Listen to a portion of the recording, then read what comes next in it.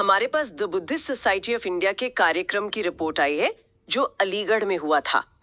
पहली नजर में तो ये किसी भी संगठन की एक आम सालाना बैठक जैसी लगती है, एक दिवसीय कार्यकर्ता प्रशिक्षण और चिंतन शिविर। लेकिन जब मैंने इसे पढ़ना शुरू किया तो मुझे लगा कि ये सिर्फ एक बैठक का ब्यौरा नहीं है, बल्कि किसी भी जमीनी संगठन को बनाने की पूरी रेसिपी है, एक ब्लूप्रिंट।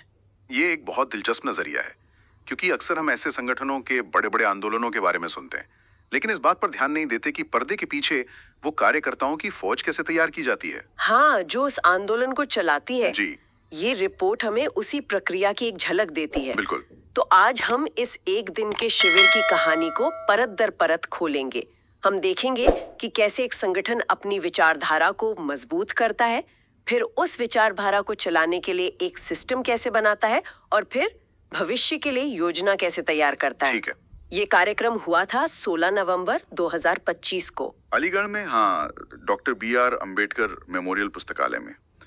तो चलिए सुबह 10 बजे से शुरू करते हैं। हाँ, और शुरुआत ही काफी प्रतीकात्मक है। रिपोर्ट बताती है कि कार्यक्रम की शुरुआत तथागत बुद्ध और बाबा साहेब की प्रतिमाओं के सामने मोमबत्तियां जलाने और फूल चढ़ाने से हुई। ये एक आम बात लग सकती है, लेकिन एक चिंतन शिविर के लिए इसका क्या महत्व है? ये सिर्फ एक रस्म है या इसके कुछ गहरे मायने हैं? नहीं, ये रस्म से कहीं ज्यादा है। ये एक तरह से एक वैचारिक लंगर डालने जैसा है। कार्यक्रम शुरू करने से पहले ही आप सामूहिक रूप से यह स्थापित कर रहे हैं कि हम सब यहाँ क्यों इकट्ठा हुए हैं। हमारे प्रेरणा स्रोत कौन हैं? बिल्कुल, और किन सिद्धांतों पर ये पूरा दिन आधारित होगा। ये पूरे माहौल को एक दिशा देता है। और शायद इसी दिशा को और पक्का करने के लिए इसके तुरंत बाद सभी ने सामूहिक रूप से त्रिशरण पंचशील ग्रहण किया।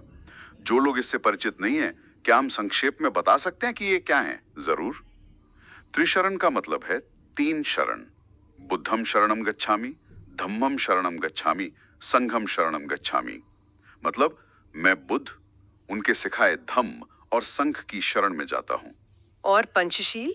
और पंचशील वो 5 नैतिक व्रत हैं: अहिंसा, चोरी ना करना, झूठ ना बोलना, यौन दुराचार से बचना और नशे से दूर रहना। और देखिए, जब सैकड़ों कार्यकर्ता एक साथ इन सिद्धांतों को दोहराते हैं तो ये सिर्फ एक प्रार्थना नहीं रह जाती, ये एक सामूहिक प्रतिज्ञा बन जाती है। हाँ, जो उनमें एकता और एक साझा उद्देश्य की भावना को मजबूत करती है। तो विचारधारा की नींव रखने के बाद शिविर का औपचारिक उद्घाटन हुआ और फिर शुरू हुए प्रशिक्षण सत्र। पहले सत्र में केंद्रीय शिक्षक और प्रदेश अध्यक्ष डॉक्टर राजवीर सिंह बौद्ध ने the Buddhist society of India के ध्येय, उद्देश्य और मिशन पर बात की। ये किसी भी कॉर्पोरेट ट्रेनिंग जैसा लगता है ना, जहाँ पहले कंपनी का विजन बताया जाता है। बिल्कुल, लेकिन यहाँ इसका महत्व शायद और भी ज्यादा है। कॉर्पोरेट दुनिया में लोगों को तनख्वाह प्रेरित करती है, लेकिन सामाजिक संगठनों में कार्यकर्ता अपने विश्वास के लिए, अपनी विचारधारा के लिए काम करते हैं। सही बात है। इसलिए उनके लिए ये समझना सबसे जरूरी है कि संगठन का क्यों क्या है, उसका मूल उद्देश्य क्या है। अगर ये क्यों स्पष्ट ना हो तो बाकी का प्रशिक्षण, चाहे वो कितना भी अच्छा क्यों ना हो, वो दिशाहीन हो जाता है। तो इस वैचारिक नींव को मजबूत करने के बाद कार्यक्रम एक बहुत ही व्यावहारिक दिशा में मुड़ गया। खाने के अवकाश के बाद जो दूसरा सत्र हुआ वो संस्था के कामकाज और उसके लेखा परीक्षण ऑडिटिंग पर था। यह थोड़ा अजीब लगता है। विचारधारा की ऊंची बातों के तुरंत बाद हिसाब किताब की जमीनी हकीकत। अजीब नहीं, बल्कि बहुत जरूरी है। यही वो बिंदु है जहां कई आदर्शवादी संगठन लड़खड़ा जाते हैं। उनके पास एक महान विजन होता है, लेकिन उसे चलाने के लिए कोई सिस्टम नहीं होता। सही कहा। पैसों का हिसाब किताब, पारदर्शिता और नियमों का पालन, ये किसी भी संगठन के लिए ऑक्सीजन की तरह है। इस पर एक पूरा सत्र रखना ये दिखाता है कि ये संगठन सिर्फ हवा में महल नहीं बना रहा, बल्कि जमीन पर एक मजबूत और टिकाऊ ढांचा खड़ा करने को लेकर गंभीर है। और इस ढांचे को चलाने के लिए लोगों की जरूरत पड़ती है। शायद इसीलिए अगला सत्र पदाधिकारियों की जिम्मेदारियों और कर्तव्यों पर था। अच्छा। जिसे प्रदेश उपाध्यक्ष ब्रजेश कुमार बौद्ध ने लिया। तो एक पैटर्न साफ दिख रहा है मुझे। पहले क्यों यानी मिशन, फिर कैसे यानी सिस्टम और फाइनेंस, और अब कौन यानी पदाधिकारियों की भूमिका। बहुत सही पकड़ा आपने। ये एक बेहद व्यवस्थित दृष्टिकोण है। ये कार्यकर्ताओं को सिर्फ प्रेरित नहीं कर रहा, बल्कि उन्हें साधन भी दे रहा है। उन्हें बताया जा रहा है कि आपका विजन ये है, इसे चलाने के लिए नियम ये हैं और इस सिस्टम में आपकी व्यक्तिगत भूमिका ये होगी। इससे भ्रम की कोई गुंजाइश नहीं रहती। बिल्कुल, हर कोई अपनी भूमिका को लेकर स्पष्ट हो जाता है। दिन का आखिरी प्रशिक्षण सत्र भी काफी दिलचस्प था। डॉक्टर राजवीर सिंह बौद्ध ने फिर से मन संभाला और सिखाया कि एक कार्यकर्ता को कैसा होना चाहिए और प्रबोधन की आचार संहिता क्या है। प्रबोधन की आचार संहिता, ये सुनने में बहुत भारी और औपचारिक लगता है। इसका मतलब क्या हो सकता है? ये शायद पूरे दिन का सबसे महत्वपूर्ण सत्र हो। देखिए, प्रबोधन का मतलब है ज्ञान देना या प्रचार करना। तो प्रबोधन की आचार संहिता का मतलब हुआ प्रचारकों के लिए एक नियम पुस्तिका। ओके। सोचिए, एक संगठन के हजारों कार्यकर्ता हैं जो अलग अलग जगहों पर जाकर लोगों से बात करते हैं। अगर हर कोई अपने अपने तरीके से संदेश देने लगे, तो संगठन का जो मूल संदेश है वो बिगड़ सकता है या गलतफहमियां पैदा हो सकती हैं। तो ये एक तरह से क्वालिटी कंट्रोल जैसा कुछ है। बिल्कुल, ये आचार संहिता सुनिश्चित करती है कि संदेश एक समान रहे, उसे प्रस्तुत करने का तरीका सम्मानजनक हो और कार्यकर्ता संगठन के मूल्यों का प्रतिनिधित्व सही ढंग से करें। इसमें शायद ये भी शामिल होगा कि क्या कहना है, क्या नहीं कहना है, मुश्किल सवालों का जवाब कैसे देना है और बहस के दौरान अपना संयम कैसे बनाए रखना है। जी, ये कार्यकर्ताओं को सिर्फ क्या नहीं बल्कि कैसे संवाद करना है, ये भी सिखाता है। तो प्रशिक्षण सत्रों ने विचारधारा, व्यवस्था और व्यक्तिगत आचरण, इन तीनों पहलुओं को कवर कर लिया। लेकिन रिपोर्ट में एक और मुख्य आकर्षण का जिक्र है, राष्ट्रीय उपाध्यक्ष जय सिंह सुमन का संबोधन। जी, वरिष्ठ नेतृत्व का अनुभव और दृष्टिकोण हमेशा ऐसे शिविरों में एक नई ऊर्जा और एक व्यापक परिप्रेक्ष्य लाता है।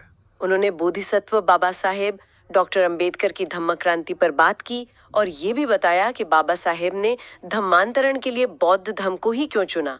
ये विषय कार्यकर्ताओं को उनके काम को एक बड़े ऐतिहासिक संदर्भ में देखने में कैसे मदद करता है। ये उनके रोजमर्रा के काम को एक गहरा अर्थ देता है। जब एक कार्यकर्ता को ये समझ में आता है कि उसका छोटा सा प्रयास भी एक बहुत बड़े ऐतिहासिक आंदोलन, एक धम्म क्रांति का हिस्सा है, तो उसका मनोबल बढ़ जाता है। उसे याद दिलाया जाता है कि वो सिर्फ एक सदस्य नहीं है, हाँ, बल्कि एक विरासत का वाहक है। यह भाषण, जो व्यवहारिक प्रशिक्षण था, उसको एक शक्तिशाली वैचारिक आंदोलन से जोड़ता है। और इसी भाषण में एक बहुत ही रोचक जानकारी सामने आई। उन्होंने यशवंतराव भीमराव अंबेडकर, जिन्हें भैया साहब भी कहा जाता है, उनका जिक्र किया और उन्हें 24 प्रकार के शिविरों का जनक बताया। 24 प्रकार के शिविर, ये तो एक बहुत बड़ी संख्या है। ये जानकारी इस पूरी रिपोर्ट की सबसे महत्वपूर्ण कड़ियों में से एक है। यह हमें बताती है कि हम जिस एक दिवसीय शिविर को देख रहे हैं, वो कोई अकेला कार्यक्रम नहीं है।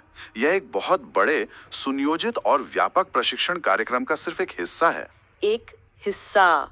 जी, 24 अलग अलग तरह के शिविरों का मतलब है कि संगठन के पास अपने कार्यकर्ताओं के लिए एक पूरा पाठ्यक्रम है, शुरुआती स्तर से लेकर एडवांस स्तर तक। अच्छा, तो हो सकता है कि एक शिविर नए सदस्यों के लिए हो, दूसरा पदाधिकारियों के लिए, तीसरा शायद धम्म प्रचारकों के लिए। संभवतः, और कोई किसी विशेष सामाजिक मुद्दे पर केंद्रित हो। ये एक बहुत ही परिपक्व और दूरदर्शी संगठनात्मक रणनीति का संकेत है। इसका मतलब है कि नेतृत्व सिर्फ आज के बारे में नहीं सोच रहा, बल्कि वो आने वाले कई सालों के लिए कार्यकर्ताओं और नेताओं की एक पूरी पीढ़ी तैयार कर रहा है। तो इस सब का नतीजा क्या रहा? जाहिर है, रिपोर्ट के अनुसार सभी प्रतिभागियों ने शिविर को बहुत उपयोगी बताया और ये भी कहा कि ऐसे आयोजन हर शाखा में होने चाहिए। लेकिन क्या इससे आगे भी कुछ हुआ? हाँ, और यहीं से हमें संगठन की भविष्य की योजनाओं का पता चलता है। जयसिंह सुमन ने सिर्फ अलीगढ़ टीम की प्रशंसा नहीं की, बल्कि उन्हें आगे का रास्ता भी दिखाया। उन्होंने कुछ नए शिविर आयोजित करने की अपील की और उन शिविरों के विषय बहुत दिलचस्प हैं। पहला है अंधश्रद्धा उन्मूलन शिविर, दूसरा 10 दिवसीय शामनेरा बौद्धाचार्य उपासिका धम्म शिविर और तीसरा 2 दिवसीय समता सैनिक दल प्रशिक्षण शिविर। ये सूची तो संगठन के विस्तार की पूरी कहानी कहती है। बिल्कुल, चलिए इन्हें एक एक करके देखते हैं। अंधश्रद्धा उन्मूलन यानी अंधविश्वास के खिलाफ अभियान। ये दिखाता है कि संगठन अब सिर्फ अपनी आंतरिक विचारधारा पर ही नहीं, बल्कि समाज में सीधे तौर पर दखल देने और सामाजिक सुधार करने की दिशा में भी सक्रिय हो रहा है। और 10 दिन का श्रामणेर बौद्धाचार्य शिविर, ये तो एक दिन के शिविर से बहुत अलग और गहन लगता है। ये एक तरह का एडवांस्ड कोर्स है। श्रामणेर का मतलब होता है नौसिखिया भिक्षु।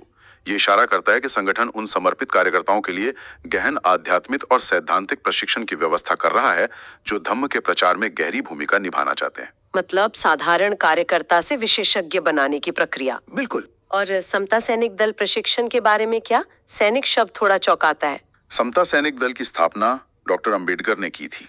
यह एक स्वयंसेवी संगठन है जो अनुशासन, आत्मरक्षा और समुदाय की सेवा और सुरक्षा पर ध्यान केंद्रित करता है। इसका प्रशिक्षण आयोजित करने का मतलब है कि संगठन अपनी गतिविधियों को सामाजिक और आध्यात्मिक दायरे से आगे बढ़ाकर सामुदायिक, संगठन और अनुशासन के क्षेत्र में भी ले जा रहा है। तो ये संगठन की एक बहुआयामी रणनीति को दिखाता है। वैचारिक, सामाजिक, आध्यात्मिक और अब संगठनात्मक अनुशासन भी। सही। तो इस सब का निचोड़ क्या है? ये एक दिवसीय शिविर, जैसा हमने शुरू में कहा था, सिर्फ एक बैठक नहीं थी। ये एक मशीन की तरह है जिसके अलग अलग हिस्से हैं। ये कार्यकर्ताओं में वैचारिक स्पष्टता भरता है, उन्हें जमीनी काम के लिए व्यवहारिक कौशल देता है और फिर उन्हें भविष्य के लिए एक बड़ा विजन दिखाकर प्रेरित करता है। आपने इसे बिल्कुल सही तरीके से सारांशित किया है। ये किसी भी आंदोलन को जमीनी स्तर पर जीवित और प्रासंगिक बनाए रखने की प्रक्रिया है। रिपोर्ट में इंद्रजीत गौतम, साहब सिंह बौद्ध, कांति प्रसाद जैसे कई पदाधिकारियों और सदस्यों के नाम दिए गए हैं।